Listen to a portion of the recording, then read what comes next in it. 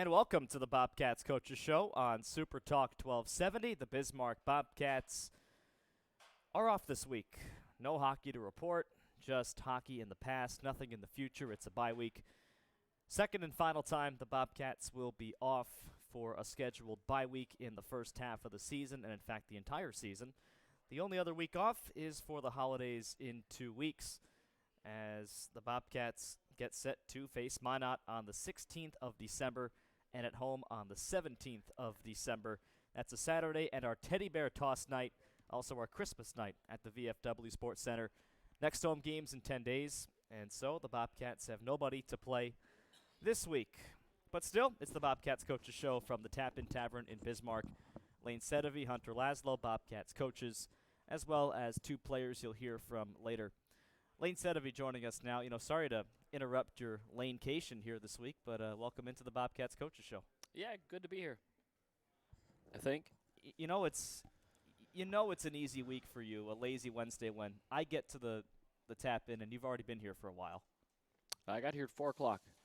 I got here at like 4:20. Yeah, 4 o'clock. I showed up. There you go. Yep. You usually show up at what? 4:55. Exactly. So you've been here for a while. Yep. How's your week been going? Good. Not much going on and not much to do. So, yeah, I mean, it's a weird schedule and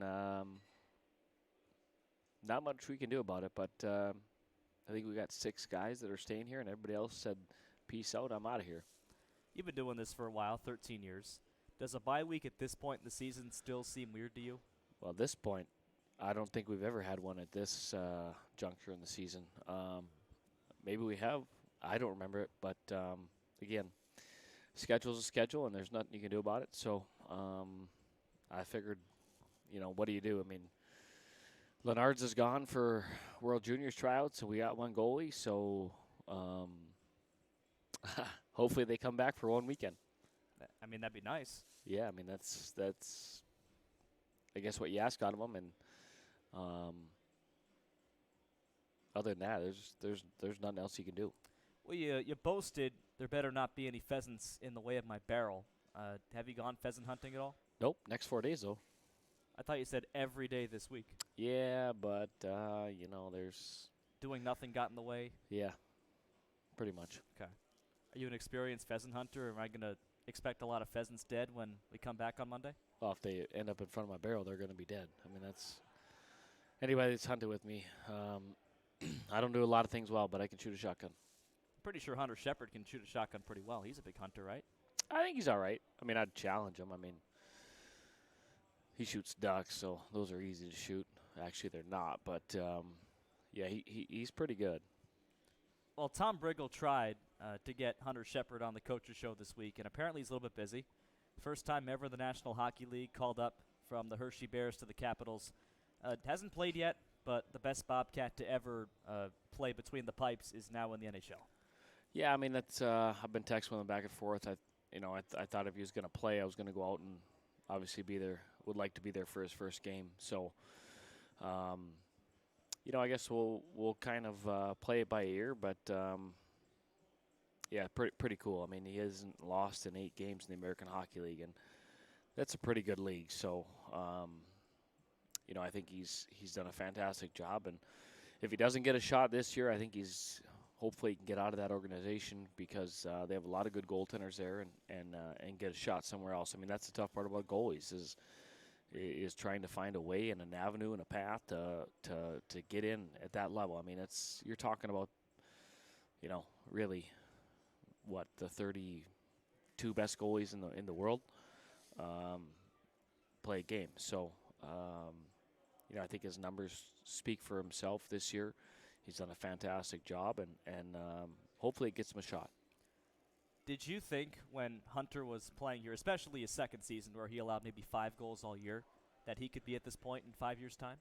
I don't think so. I really don't.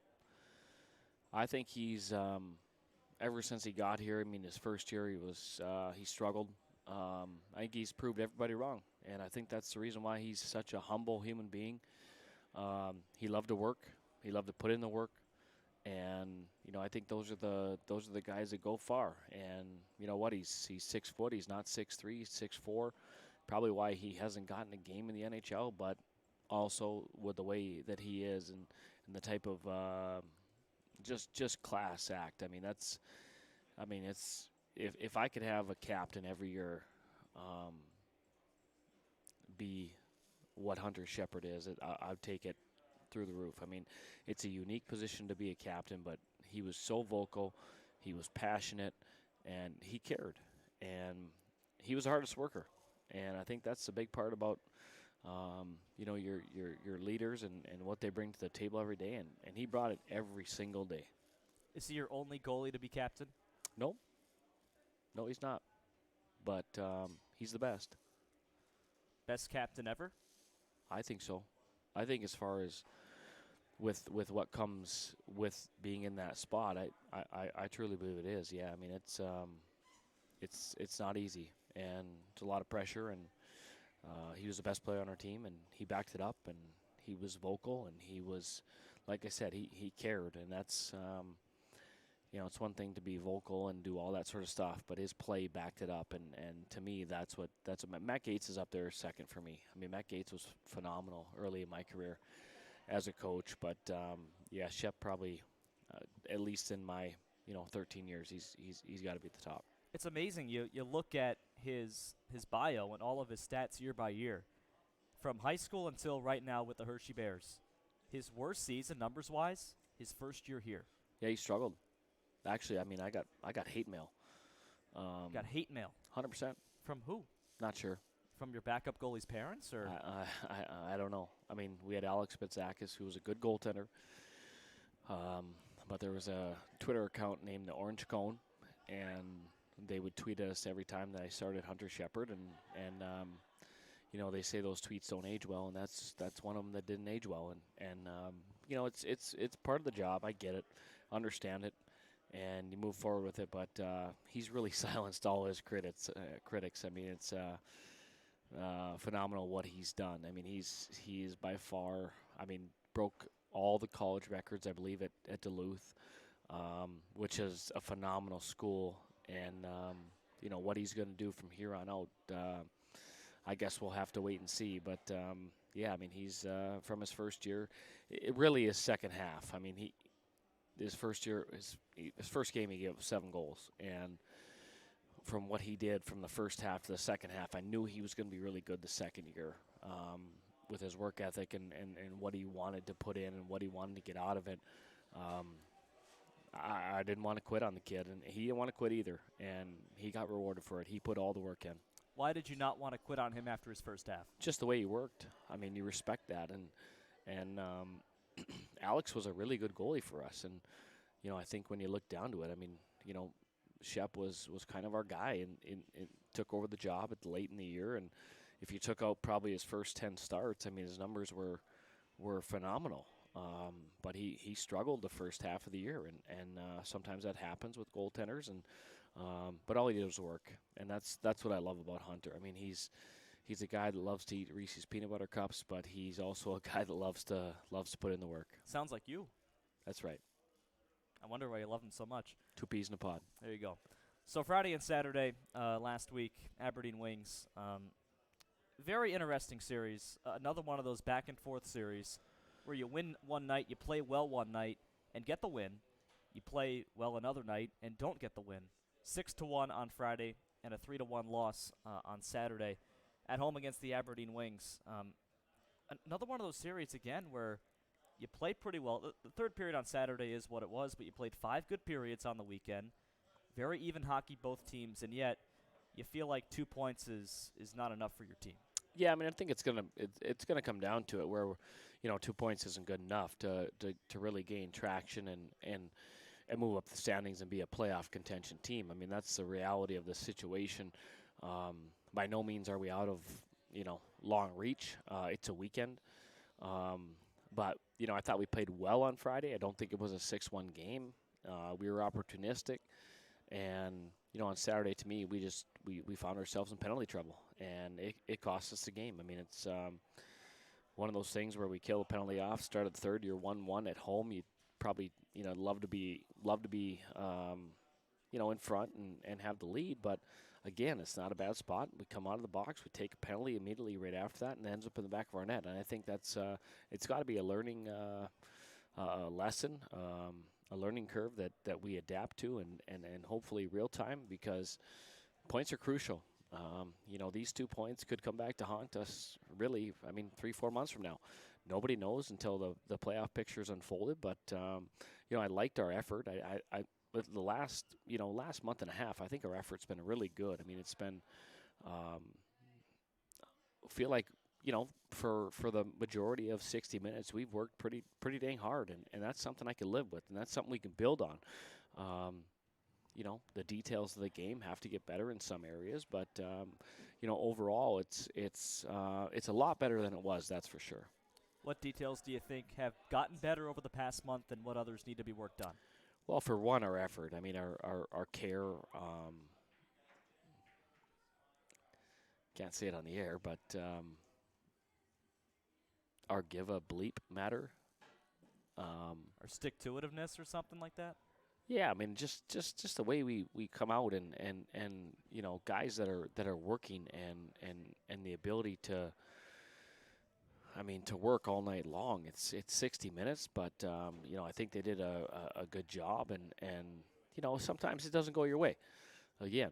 But I think our discipline needs to be better, which was not on Saturday night. I don't think you can keep killing penalties and end up on the right side of the score box very many nights. But, I thought our D zone was good. We didn't give up a ton. There was a breakaway kind of both ways. But other than that, we didn't really give up a ton until, they got the second one. And then we have a D zone breakdown on the third goal. But other than that, it was pretty solid. There were, 2 breakaways for your guys. Atch had one, Reller had one. They had one end of the second period on that long change, and that was it. Goaltending has been really good for your guys. There were some shaky games early in the season for sure, but whether it's Garvey or Lennard's in net, just last weekend, both Aberdeen's goalies played pretty well, aside from the 3 goals the Bobcats scored in the third period. Aberdeen's goalie really good on Saturday. Lennard's great both nights. He won't be here, obviously, next week, but either way, your goaltending has gotten a lot better since Garvey's come in, even though it's Lennard's who got the 2 starts last week.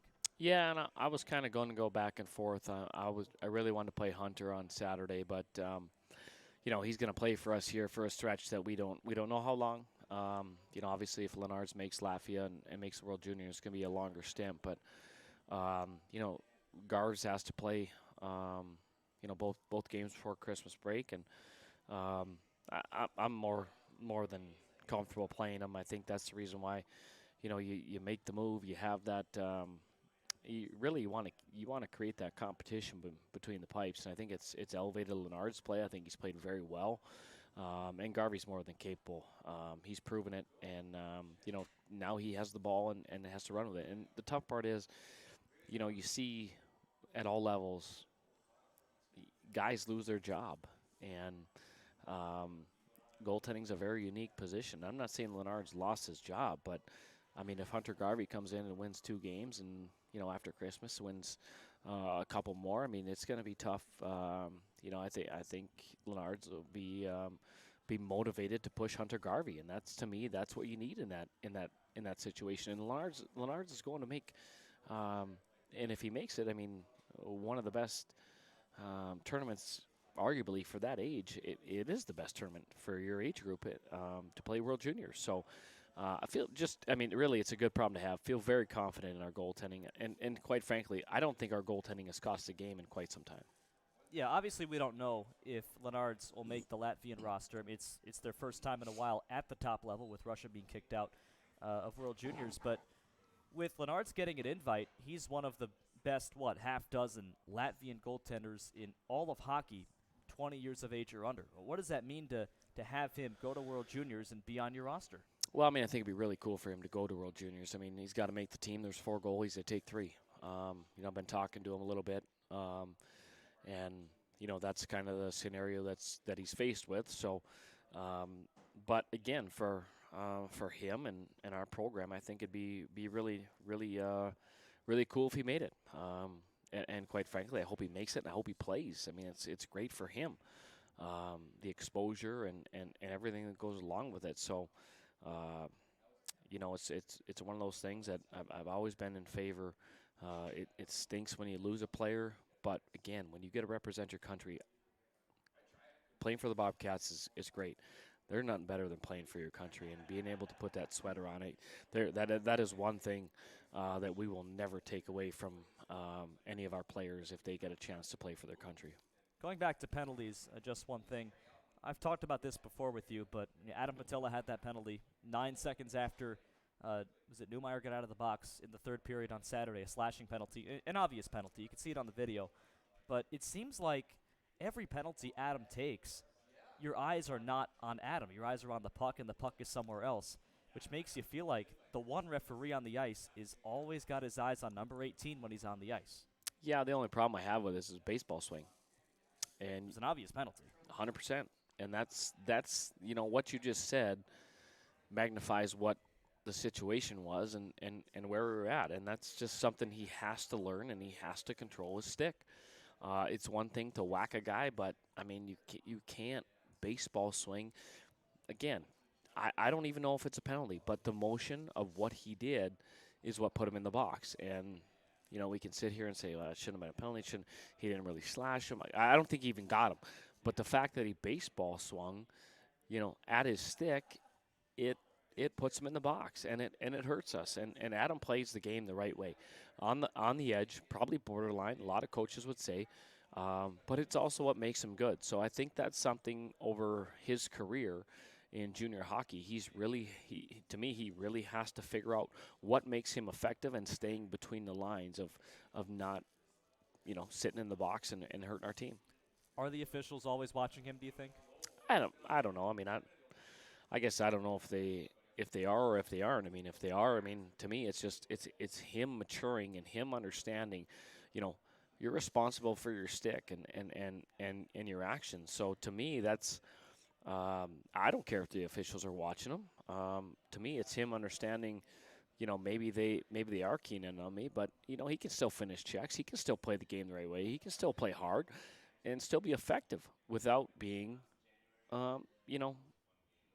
really dumb about it. I mean, I think that's the big part, is just being understanding what he is and what makes him tick. And 100%, that's him playing hard, but playing the right way and playing within the rules. If Patilla were an Aberdeen wing, for example, would you be saying the same thing about him when he's against your team? Well, I think I'm not going to go along the lines and talk about another player, but I think Scotty would probably be saying the same thing. I mean, he plays his style of game. There's nobody that likes to play against Adam Patilla. I'd rather have him on my team than Aberdeen, and I'm sure Aberdeen would be saying the same thing. But again, I think there's a fine line, and where he needs to understand, and obviously when he moves his feet and he finishes checks and he plays hard, he's effective, he creates turnovers. But there's that, like I said, there's that fine line where we need him to be on the ice, not in the box. And I don't care if every official is staring at him. He's got to stay out of the box. It sure seems like Adam, who is one of the best players on this Bobcat team, no question, and had a goal on Friday's game too. It seemed like he's definitely understood the fact that his action on Saturday did not help the team, and he wasn't too happy about it. He's definitely taken that to heart. Yeah, I mean, I told him. I said it's. I told our group. I said undisciplined penalties cost us a game, and I really think it did. I don't think we're in a bad spot, and we're at home in a 1-1 game. We come out, we kill off a minute and change in the power play to start third. Hopefully we can gain momentum off it. We go right back to the box. You just can't gain any momentum. So, to me, it's hopefully it's a lesson learned. Again, I think that's where he's got to find what works for him and what allows him to be effective and stay on the ice without ending up in the box. Here with Layne Sedevie on the Bobcats Coaches Show. A bye week this weekend. You've got time to do whatever you want. Is reflection on the first 20-some-odd games part of it for you? I don't think so. I really don't. I mean, it's to me, we are where we are, and the thing that matters most about at least this bye week is Yeah, I honestly, I mean, I called everybody, tried to see what they would do. I don't remember being in a situation where we have a week off before 2 games and then Christmas break. But with kind of the circumstances with only having one goalie with Lenard's being gone, I just said, you know what, like let's let them go home.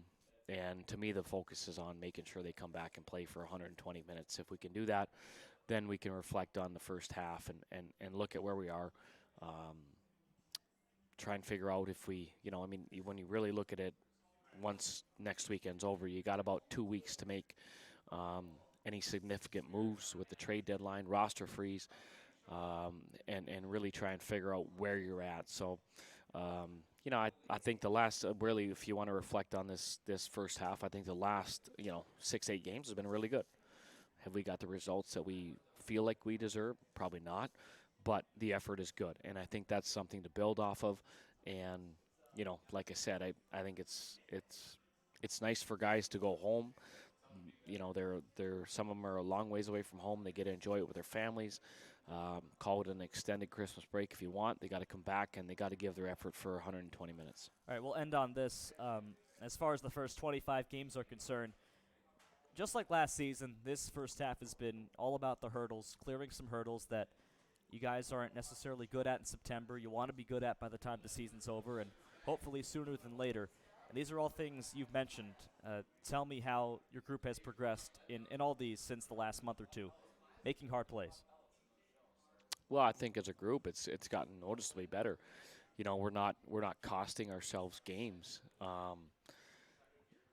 Even if you look at some of our younger guys, I think it's Nolan Nienhow, Kyle Dahl. I mean, they're winning battles now, and the first 15, 10 games they weren't. They have second and third efforts, and I think that's gone a long ways. I mean, I think it's it's one thing where you load the gun and you shoot your you put all 6 bullets in it, and you don't have a chance. I don't think that's where we're at now. I mean, I think we're in every game. I think our offense has been really good at times. I wish it was more consistent. But I feel like as a group, it's definitely gotten better. Your veterans being consistent and better than the opposing team's veterans. I think that's a step we still need to take. I think it's something that I feel like we've scored more by committee, which is a good thing. I wish our veterans were better on a consistent basis, and if they're listening, that's a challenge to them. That's our expectations. I think it's their expectations as they move on with their junior career. We need those guys to step up, whether it's on special teams, power play, PK, but we need those guys to be better than the opposition on a nightly basis. Penalty kill. I like our penalty kill right now. It's a broken play. Roley loses his stick. I don't know. I go back and forth on the goal we gave up on the weekend. We called for him. Maybe he should have stayed out. But I don't mind our penalty kill right now. Here's the kicker: you can't kill 8, penalties a night, or 7 or 6 or whatever it is. I mean, if you kill 2 or 3, I think we're in a good spot. I will say this: it's way better than where it started. Last one, winning those even games. I don't think we're where we need to be. I really don't. And I think that's probably the difference of, looking over our last month and a half here and saying we've had great efforts, but I don't think we've found ways to win those games. And I think that's something that needs to change the second half. We got 2 games remaining in the first half, but that is something that I think has to change, and we have to find a way to really win weekends. I don't think getting 2 points on the weekend is good enough to get into the playoffs. And if this group wants to be a playoff team, they have to start winning weekends. And if it's 3 points, that's great. But ultimately is trying to get a sweep on the weekend. And I think to do that, everything that we've alluded to on this show, has to happen collectively as a group. All right, happy hunting. Same to you, I guess. Are you going on vacation? Yeah. What are you going to do? Not hunt. That sounds depressing. Oh, no, I've never hunted in my life, and I'm okay in 24 years. Are you sure? Maybe I'm not. I don't know. Layne, thank you. Thanks, Corey. All right, Bobcat players are coming up on the Bobcats Coaches Show on Super Talk 1270.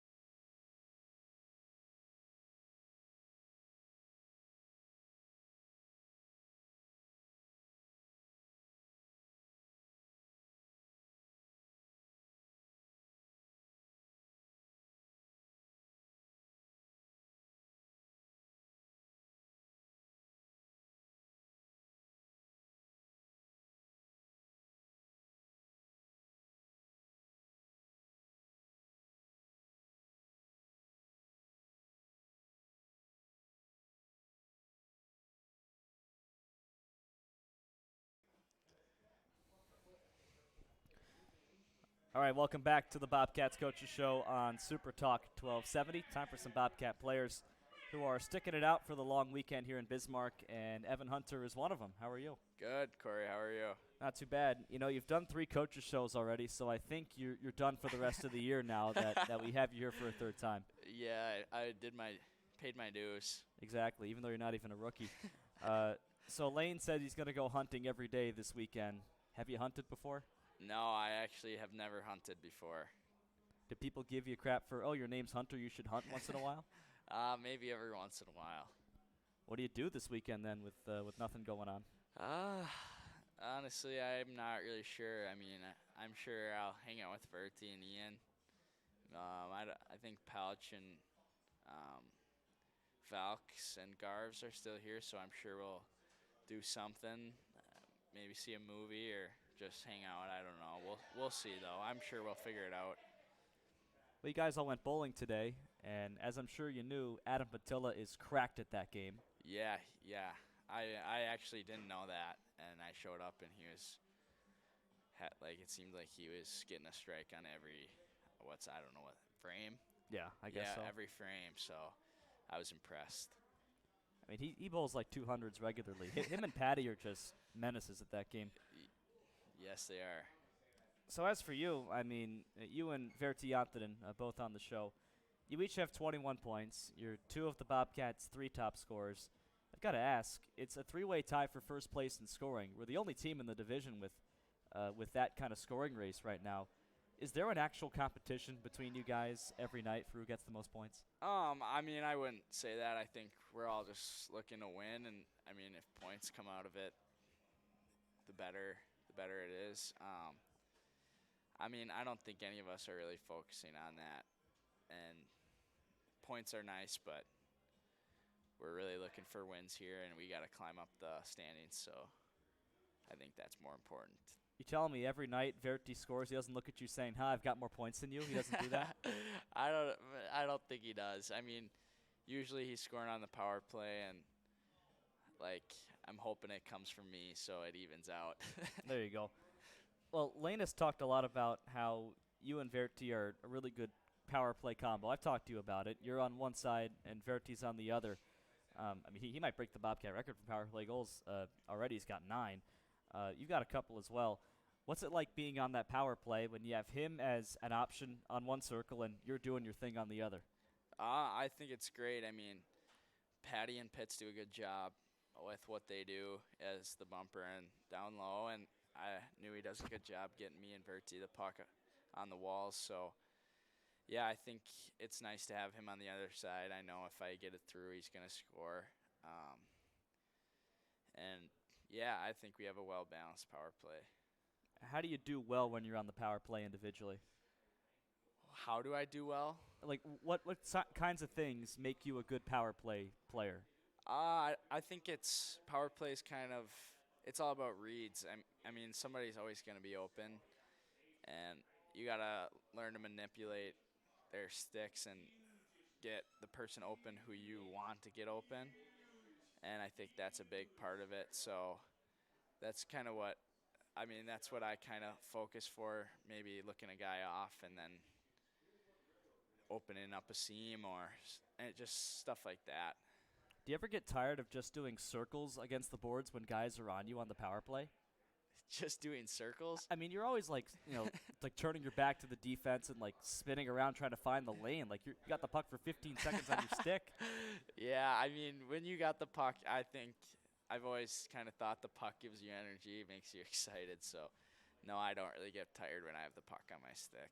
So when Layne says let the puck do the work, how do you let the puck do the work? If there's pressure, we're just moving it like a lot of one touches. They get out of position, so if we move it quick like that, like we have been doing recently, so I think that's what he means when he says that. What are those glasses for? So I can see. You can't see? Well, I wear contacts, so if Oh. I'm not playing or anything, I throw on the glasses. So you have blurry vision if you don't have contacts or glasses on? Yeah, pretty blurry. Can't really do much without them. Do they ever get knocked out during a game? No, not usually, no. I don't think I maybe I've had that happen once, and I just have extras in my bag. So Have you ever scored any goals while essentially blind? Your contact gets knocked out, you score in the same shift? no, I mean before I got contacts, maybe I couldn't see the best when I was a younger kid, and I would maybe score it before I knew I needed glasses. If that, maybe that's the only time when I really couldn't see, but not recently, no. Well, Layne Sedevie also talks about how he wants harder plays out of his team from guys who are not exactly, fitting the frame of, physical players. Like, Beaumont's 5'7", he says. He's 5'8" online. He says he's 5'7". He's probably 5'6". You're 5'9", 166 online. He also looks like Harry Potter. And Layne says he looks like Harry That's Potter. a compliment. The glasses make, well, Yeah. the glasses are, they are kind of round, actually, yeah. Yeah, I mean, I take it as a compliment. I got that a lot when I wore glasses, too, so Yeah. I totally feel you on that. So you're 5'9", 166. You look like Harry Potter, whatever. That part's irrelevant. Best wizard. Exactly. Yeah. So when Layne says you have to play harder, you're not exactly, a physical guy at heart. How do you do that? Yeah, I mean, I think that's an area of my game that I can improve on. It's not really about maybe throwing the biggest hit ever or I don't know, being a big fighter. Obviously, I'm not, but I think it's just making hard plays with the puck and just being smart and not making soft turnovers to the middle. So I think that's what a lot of us can improve on, and I think if we do that, we'll be a better team. Are you the kind of guy who can lay somebody out every once in a while? I wouldn't really say that's in my toolbox. Maybe if I get lucky every once in a while, but no, I would say no, probably. How would you say then the physicality of this team has come along since Layne got on you guys about it? I think it's been good. I mean, I've been noticing some big hits from, Patilla does it, Patty does it. We got a lot of guys who will throw the body around, so I think it's been good. So with this bye week coming up, a lot of time to do a lot of nothing. I'm going to Minnesota. I'll get you a quick trip, by the way. Thank you. When I come back. But a lot of time to do a lot of nothing here. Do you reflect on what's happened the first 2 months? Do you watch game film or just take your mind off of hockey? Early in the week, like today, maybe I already watched our game, go over it, look at it. I think the off week is kind of just to get your mind off of hockey. Maybe watch some NHL, but off your own game at least. Almost like a little reset, which I know we have Christmas coming up, but it's always good to kind of take your mind off of it for a little bit. Have you gotten your Christmas shopping done yet? Nope, I haven't. I need to do that soon, and I keep forgetting, so I thank you for the reminder. I'm going to have to do that this weekend. Are you a last-minute kind of guy? Just go to the mall last minute and get something? I wouldn't say necessarily, but probably within the week of Christmas, usually I get my Christmas shopping done, unless you see something that's a gimme before that. But no, I wouldn't say I'm last minute. I went today. I think it's pretty late still on Yeah. December 7th. Yeah, I don't know. I think we got 3 weeks, so I'd say that's plenty of time to get it all figured out. Yeah. All right, sounds good. Evan Hunter, last coach's show of the year. Thanks so much. Thanks for having me. You bet. Vertti Jantunen joins us in a moment on the Bobcats Coaches Show on Super Talk 12.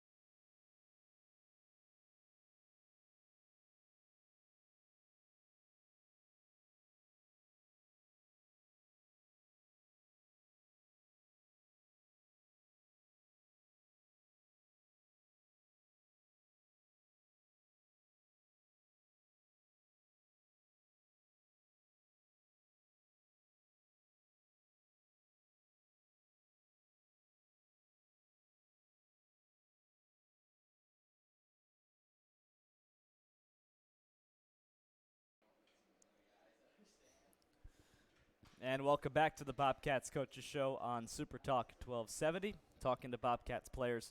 Vertti Jantunen joins us on the Coaches Show. How are you? Good. How are you? Good. So you are from Finland. You cannot go home for this weekend. You're going home for Christmas in 2 weeks. Yeah. What do you do this weekend? Just probably lay in my bed, watch Netflix. That's it. You told me just a minute ago you'd rather be playing hockey this weekend. You don't want the week off. I don't. Do you think all the guys on the team are like that too? They'd rather be playing this weekend? I think everybody would rather be playing this weekend and then have a 2-week Christmas break. Yeah. Yeah. I mean that'd be nice. Yeah. What is Finland like for Christmas? Is it very festive? Is there holidays at all there? Yeah. Like Christmas? It is. Yeah. It's Christmas is a big thing in Finland. I think it's pretty much similar that you guys have here. Some details different, but yeah, we like to celebrate Christmas. Are all the houses in Finland, do they have Christmas lights on them Yeah. as well? they do. Okay. All right. Have you done your Christmas shopping yet? I haven't actually. 'Kay. So maybe I should do that this weekend. Yeah. Does your family want like American souvenirs, American things for you to bring back? I guess so. Have they not told you what they want? They haven't. Okay. That makes it tough. Yeah. Yeah. So you've had a good year so far. 13 goals so far. That leads the Bobcats. 9 power play goals. How would you say your season has been going so far? It's been okay. Had some good paces and then some not so good times, and but yeah, I think at the moment it looks pretty good. Yeah. Well, you got a goal back on Friday. Your 13th this season. It seems like everybody on the other team has to know where you are on the ice. Have you seen that from other teams as the year has gone on? On a power play, yes. Sure. Yeah, they've been scouting it. I think so. Yeah. Yeah. So you've gotten a lot less time and space than you did early in the year. How do you adjust to that? I don't know. Just gotta work hard. Try to find a space where I can be open. Try to be useful in a power play. Make some space to other people. Well, you have Evan there, who we just talked to, working on the other side, the other boards, the other circle. You're on one side, he's on the other. You have Patty and Pitts in the middle, Mike at the point. How does your power play work? How well do they work together?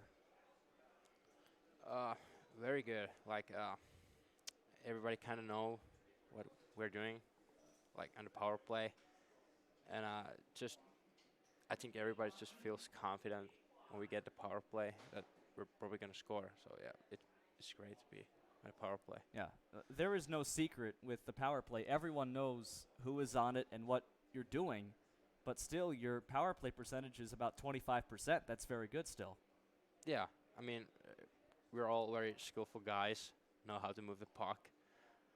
Know that what we have to do the right things on the power play. So I think that's why we succeed on it. Is this the best you have ever played on a power play? You have 9 goals already on the power play. Yeah, for sure. I mean, I've never had this much goals on power play, like on my whole career. Yeah. So, yeah.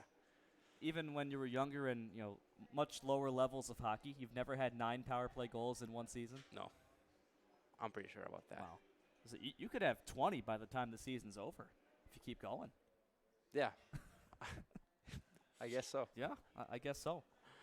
Hockey in Finland is of course big. Yeah. A lot of Finnish-born players in the NHL. I want to ask, is Vertti a common name? Is it like Michael here in the U.S., like a common name?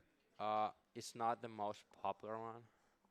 Like, there is not much people whose name is Vertti, Okay. I think. But it's growing. It's growing. It's a growing. growing name. Yeah. Okay.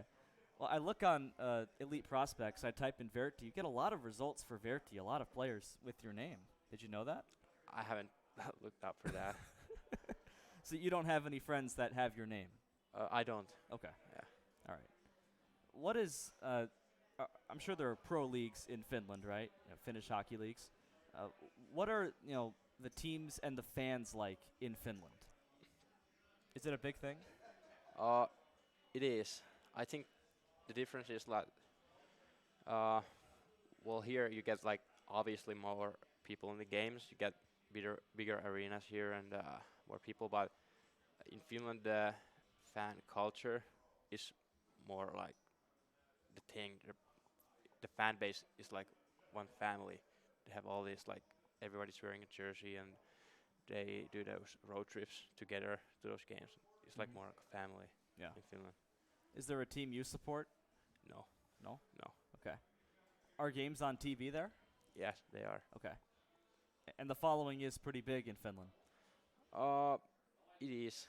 I think it's decreasing, which is it's not that good, but it's everybody's hockey is the number one sport in Finland. I would say so. Are there any players you watched growing up, maybe play in the NHL from Finland that you like? Like all the players that play there now, I watch all of them Yeah. almost. Anyone that stands out to you?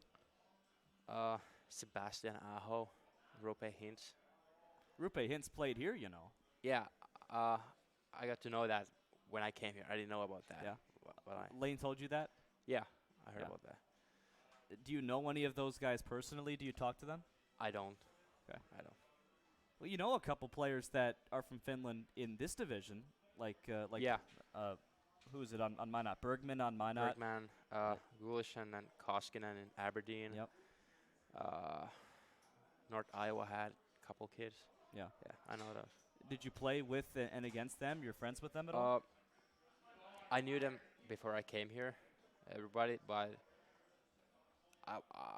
I'm not from same town as they are, or same city, so I didn't know them like that good, but I know who they were.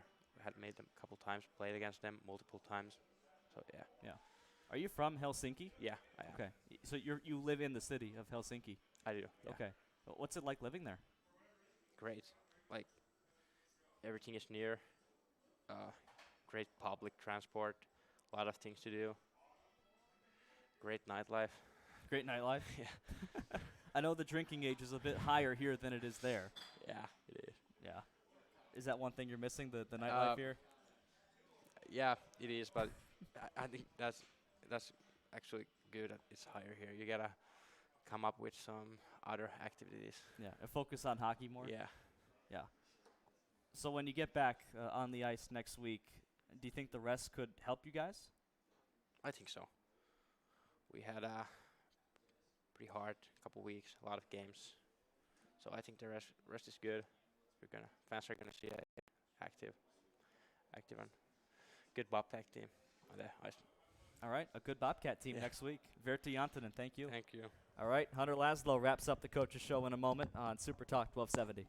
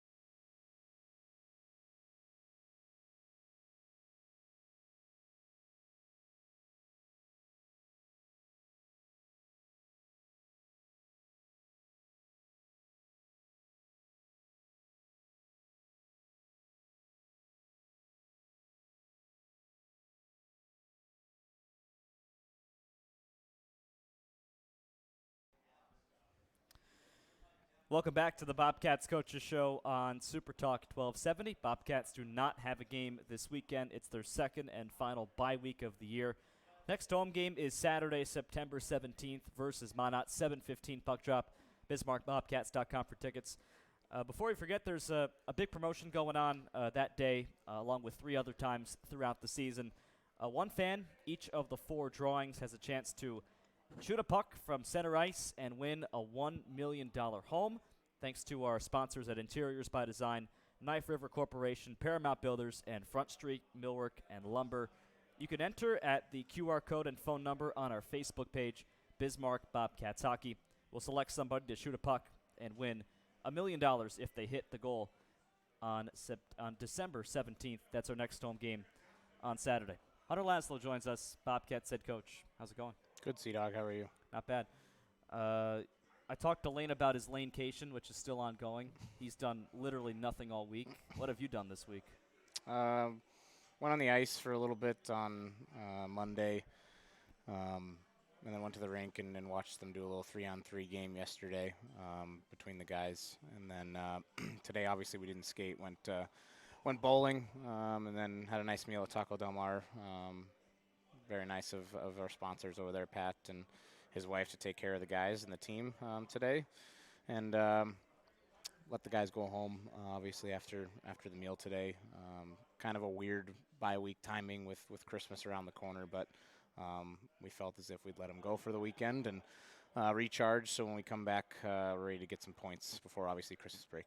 I feel like everyone would love to have a game this week, have 2 games this week, then get a week off next week. You know, it's back and forth from here and home. Yeah, I mean, that would have been nice for a little longer break, but no matter way you put it, kind of a little bit of a bummer. We have both of our breaks so early in the year, especially our first one being only about a month in. But it makes for some exciting hockey in the second half of the year after the holiday, and obviously nonstop hockey with no breaks. So should be definitely a fun second half of the year, but obviously still have some work to do before the holiday to make sure that we can get some points and try to continue to play more consistent to not just get 2 or 3 points on the weekend, but get some weekend sweeps. It seems like over the past 3 weeks, Aberdeen last 2 games, the 3 and 4 2 weeks ago, the North Iowa 3 weeks ago, that's 7 games. There have been really only 2 exceptionally not good periods. First period in North Iowa on Friday, and the third period on Saturday against Aberdeen. That's 21 periods, only 2 of which have noticeably not been good, and that's a pretty good thing for this team, even though the wins haven't come just yet. Yeah, and I wouldn't even necessarily throw Saturday's third period in there as a bad one. We had 2 bad shifts, 3 bad shifts, where we allowed them to get the middle of the ice on us, and they capitalized on those. But at the same time, we had some big chances in that game that on Saturday that we didn't bury, and we had 2 breakaways. We had a 3-on-1 where we didn't get a shot on goal. And in a tight game like that, obviously it was a little different on Friday night where we kind of opened the floodgates a little bit in the third period, and the goals started really falling for us and created a big separation in the game, which allowed us to finish it out really nicely. But on Saturday, it was obviously a much tighter game. Good goaltending at both ends, and we had some really good chances, and we weren't able to capitalize on those. And when it's a 1-0, 1-1 game, when you get those big opportunities, you got to cash in on them, and we had a couple good ones that we weren't able to, which sometimes bites you in the butt, and that's kind of what happened. We took 2-3 shifts off in the third, but I thought we competed hard the rest of the period. Obviously, Rolly hit a crossbar late in the game that could have brought it to 1, and then that's anybody's game, right? 1 shot after that, but yeah, I mean, I think we've been playing really well. It's just obviously closing out weekends. Once we get 2 points, you can't take your foot off the gas. We need to be able to score timely goals, which is obviously going to be good practice for later in the year when obviously every point's important, but when the points have even more weight on them, when you're obviously trying to make a playoff spot, and if you're in the right spot working for home ice or even potentially a bye. So yeah, I think we just need to be a little bit more disciplined and sound, and we did take some bad penalties in that third period as well. So just a little bit better discipline, and need to obviously do a better job of just being a little more consistent. I thought our effort's been really good, but our execution obviously for 2 shifts was not good, and they capitalized on it. But overall, I've been happy. I know Layne has been too with the effort the guys been giving us. So not counting that third period then, that's 20 of the last 21 periods, really 20 straight periods that have not been bad periods. You cannot say that at any point up until these last 3 weeks. That's definitely good progress for the team. Last hurdle is getting those wins. Is that something you can teach, the clutch factor in all this?